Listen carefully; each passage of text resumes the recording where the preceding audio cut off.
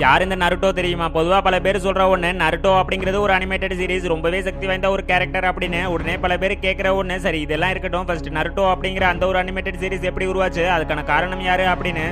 அதுக்கு முன்னாடி யாருக்கெல்லாம் நருட்டோ பிடிக்குமோ அவங்க எல்லாரும் லைக் பண்ணுங்க. அதோட நருட்டோல உங்களுக்கு பிடிச்ச கேரக்டர் யாரு அப்படிங்கறத கமெண்ட்ல சொல்லுங்க. ஃபர்ஸ்ட் இதெல்லாம் இருக்க ஜப்பானை சேர்ந்த மசாஷி கிஷிமோடோ அப்படிங்கிற ஒருத்தருக்கு நம்ம ஒரு நல்ல அனிமேட்டட் சீரிஸ் கிரியேட் பண்ணணும் அப்படின்னு ஆசை. அதுக்காக ஃபர்ஸ்ட் டைமா 1997 நருட்டோவை படமா வரைஞ்சு கதையை சொல்லி ஒரு சில மேகசீனை ரிலீஸ் பண்ணியிருக்காரு.